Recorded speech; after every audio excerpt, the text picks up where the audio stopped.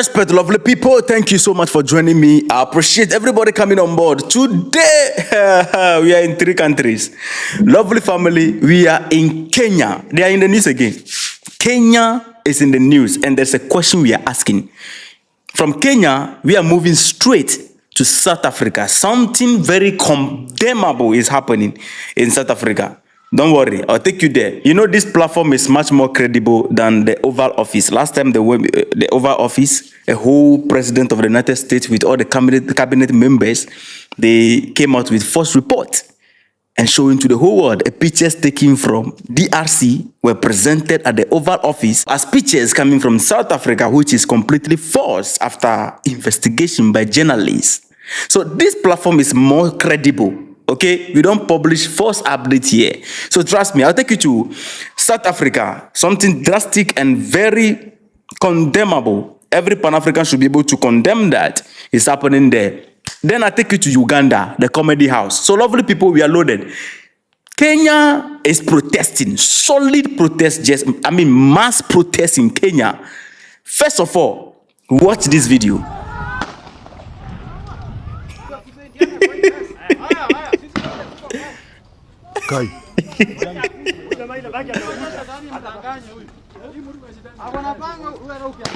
It's like the people are not afraid to die. A lot more happening. I'm going to show you around what is happening in Kenya.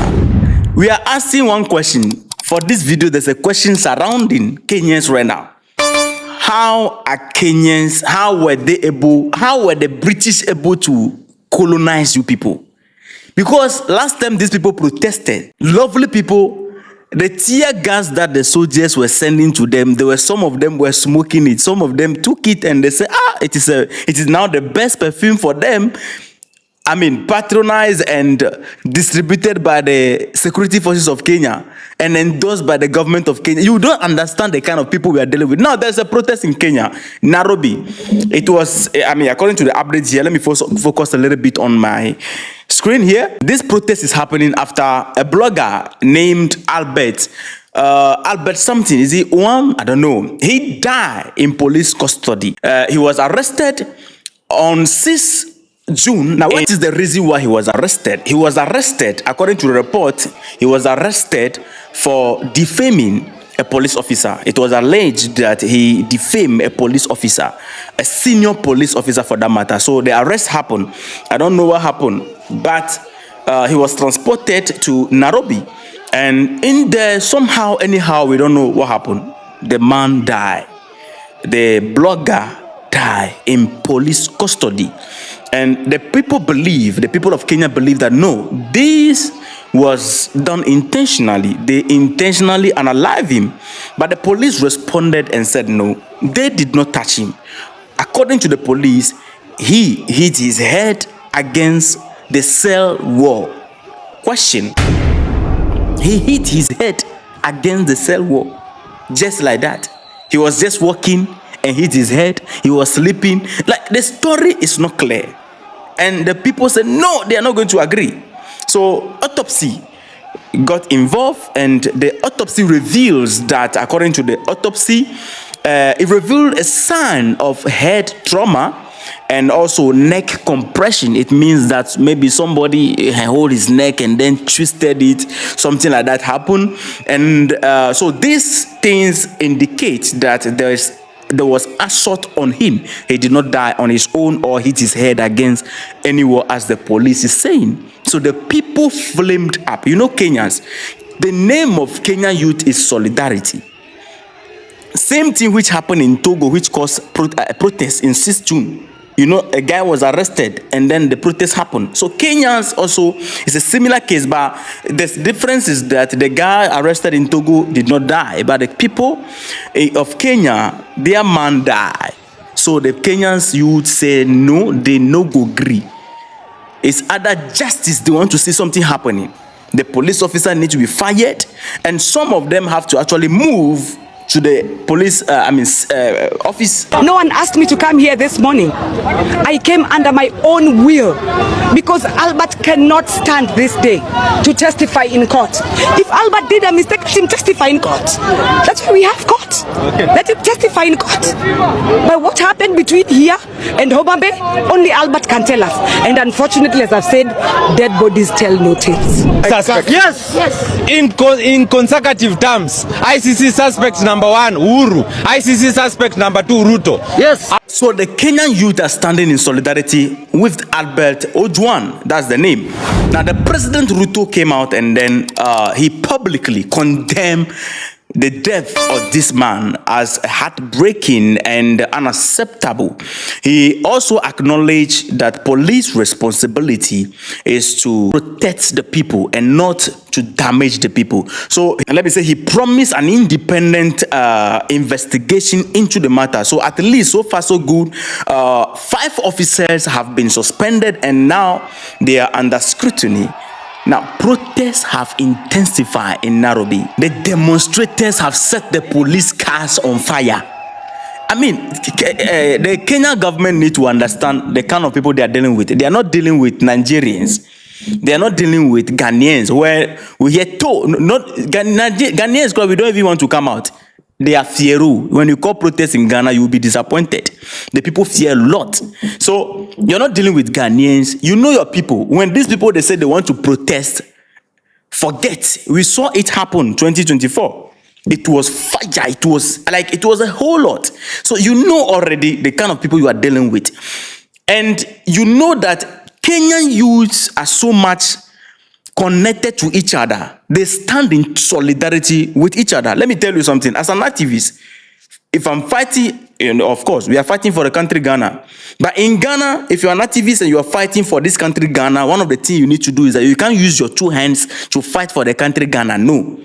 You need to use 1 hand to fight for the country and use 1 hand to be protecting yourself against your own people. The country Ghana, that is how the people are. They will be following you. For something happened, they will be behind you and they try to pull you down.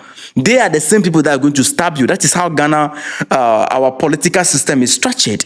They are following you today because maybe you are saying something that is against the government that they don't like. The next day, when there's a change of government and you criticize that government that they like, then they stab you. That's Ghanaians, that's how we are programmed. You understand? Kenya, if I'm in Kenya, an activist in Kenya, I will be comfortable to use my 2 hands to fight for the country, knowing very well that the youth behind me, they will support me if something is about to happen. So I don't need to look back to check who is trying to stab me or not, because the youth will stand in solidarity with you. But not in Ghana. Not Nigeria, I mean, when it comes to support Nigerians, they bypass. I will rate Nigerians higher than Ghanaians. Ghana, these people, my people, forget. That's why I don't do Ghana politics too much. So you will fall in, something will happen and then they will turn against you. The people will turn against you. So that's Ghana for you. So the Kenya youth are saying they are not interested. They are starting the Ruto must go again. Justice or Ruto must go. And they are accusing Ruto that Ruto also is part of the agenda which led to the unaliving or the loss of life that we are witnessing right now. Okay, so this is what is happening in Kenya. Now, poof, let's move to South Africa. South Africa, first of all, it's a beautiful country. Lovely, wonderful, amazing people live there. South Africans, they have a history of Pan-Africanism. South Africans, they fought battles. They are forefathers. And I'm not talking about the younger South Africans. I'm not talking about that. I'm talking about the older generation. These are people who understand the value of Pan-Africanism. These are people who understand the value of unity.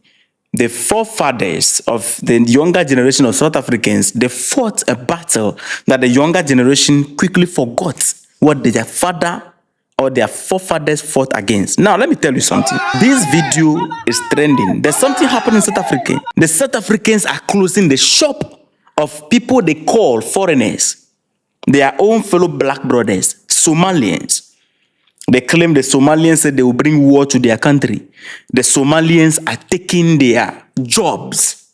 Nigerians are taking their jobs. Who said don't work? Nigerians, they are good at business. In Ghana here, When you put a Nigerian man and Ghana man here, they are good with it. You can't take it away from them. So you better learn from them rather than chasing them out of your country. Somalians, they are good with business. So this is what is happening in South Africa right now. I'm going to show you 2 videos. The first video I'm going to show you is a young man explaining to us why foreigners need to go. I don't know if it is content. I have to make this plain. You know, this platform is for facts. So I don't know if it is for content or it is a fact. Something that is happening that they are concerned about. So let me play that video and then we go to the next video where I see people in a shop trying to close the shop down because the person is not a criminal, but he's doing business in South Africa. You cannot come to South Africa and do business in South Africa because you are not South African. But the white man can be there and do business. But your own black fellow people cannot come there and do business. When you check the African map, we are one people. You are just at the bottom part of the map. We are just at the western side. We are the same people. It was 1884 that divided us. Now watch this video. In 1994, Mandela felt strongly about having open borders, about welcoming Africans from across the continent. What do you think about that? I think that is the highest level of sellout. You can't. When South Africans were in exile, they were in camps, and they were restricted to go to other parts of those countries. So why do you allow foreigners to go all over in South Africa and run business and make girlfriends? And South Africans, they can't even have their own girlfriends because the foreigners have taken over the girlfriends space. That's funny. Okay, look, that's funny. South Africans. Anyway, so that's I don't think that's a content. That's real right there. South Africans, you people should calm down. Your girlfriend. Listen. Nobody. I don't even know where to start from. Anyway. So that's one of the concerns of some South Africans. Not all South Africans share this, but where I got a little bit pissed off is to say that they call for the removal of our borders for us to have one Africa, just like we have the United States of America. It's a sellout agenda or mentality. That South Africans, what's up? And one of the things that I noticed on social media, I'm going to play the second video. On social media, on YouTube, on TikTok, everywhere, Pan-African platform, the country that you have people fighting Pan-African platform is South Africans. Some, not all. We don't understand. They are the only people that when you are talking about unity and the removal of borders, they get pissed off. That everybody will come to their country. Who want to come to your country? Everybody have their country. We just want a situation where we can trade we just want something that will make us liberated. Because what we are witnessing which are the borders, it's just a chain, man. I don't understand. But anyway, this is another video. They went to a shop and anyhow, they need to close the shop down. Not because the person is a criminal, but the person is doing business and is not a South African. So watch the video right here. Back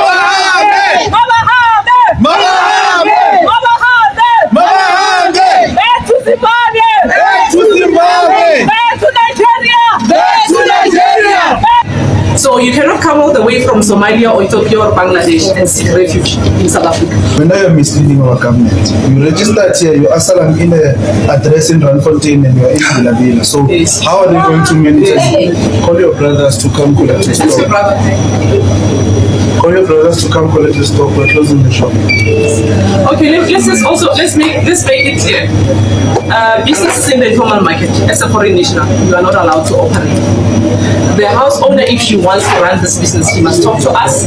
We will connect her to people that will assist her with funding. But foreigners are not allowed to operate businesses in the informal market.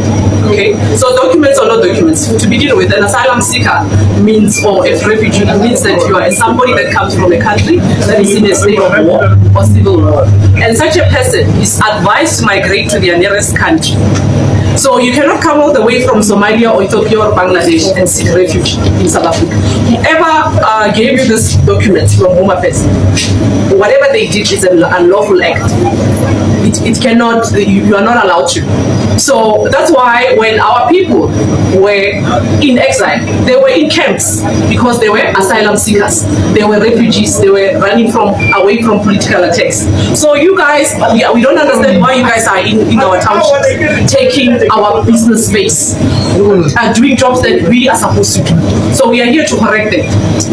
We're going to do a peaceful operation. We're asking you guys to call whoever works with you, your brothers, to come with a truck. Nobody's going to loot your things. Nobody's going to take your money. In fact, right now we're going to ask you to get your money, your Bitcoin, anything, your money. Have you on you? We don't want to touch it. We're going to take out the stock and put it here. We are closing the shop. The shop Secondly, is Manida, let me add, when you're misleading our government, you registered here, your asylum in the address in Randfontein and you're in Musevevi. So how are they going to monitor you? How are they going to monitor you as an asylum seeker? So you are a risk in our country. Please take your documents, pick up your money. Pick up your money. If there is anybody here, there's the IRIS and the Sasakas and bankers, please give it. The shop on. Everybody,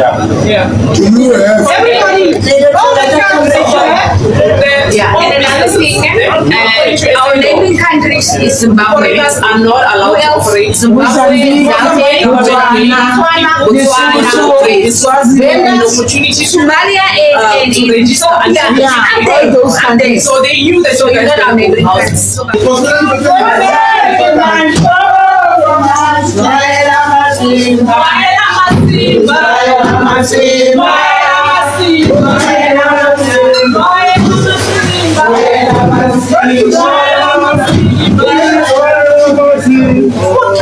So you can see they are closing the shop, not because the person is a criminal, but the person is from Somalia.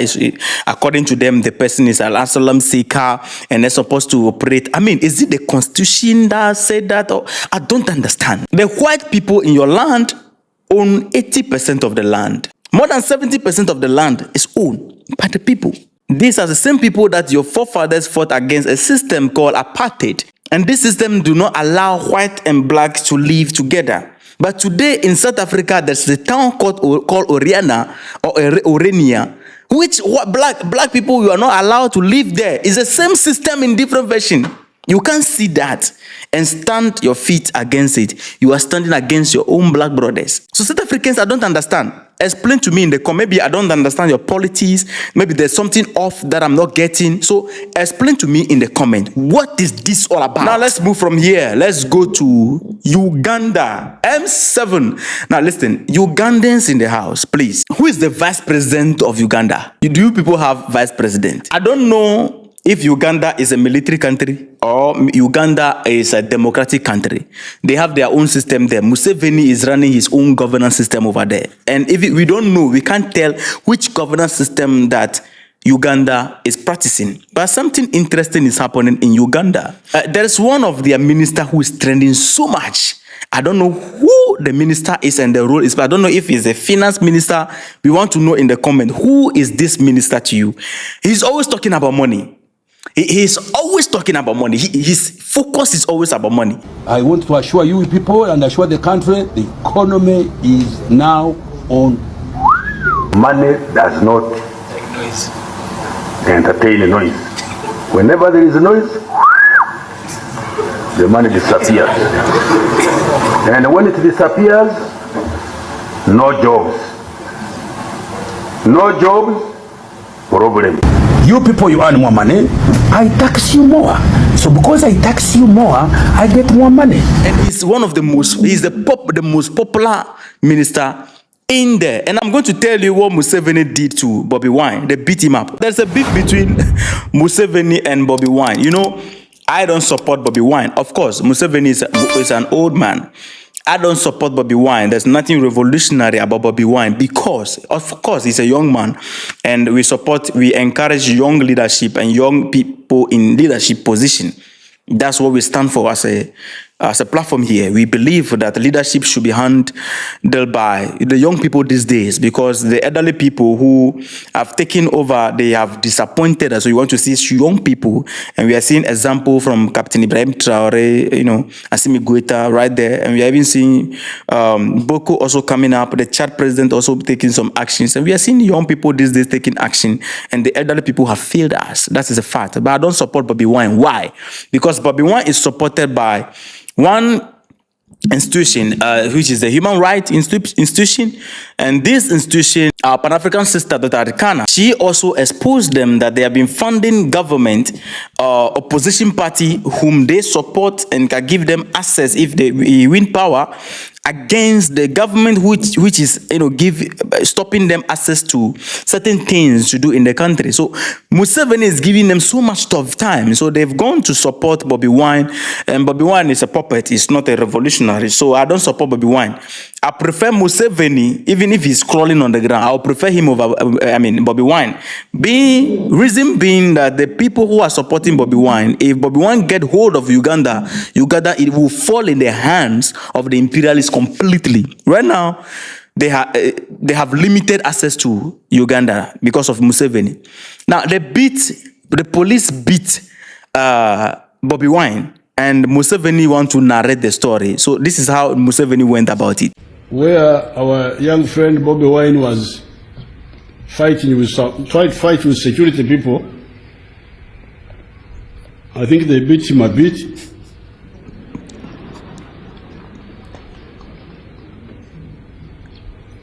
And then they came and said, oh, member of parliament was beaten. Well, I said, okay, let me study how he was beaten. Now, when I studied, I found the man had been beaten properly in the right way. Museveni is a funny one. Museveni is a funny thing. He found out that the man has been beaten properly. So lovely people, that's all for today. Thank you so much for being with me, and see you in the next episode. I'm going to come out with a whole lot happening across, so I'm going to bring that in my next video. So stay tuned and make sure you subscribe to be part of the family. All right, respect.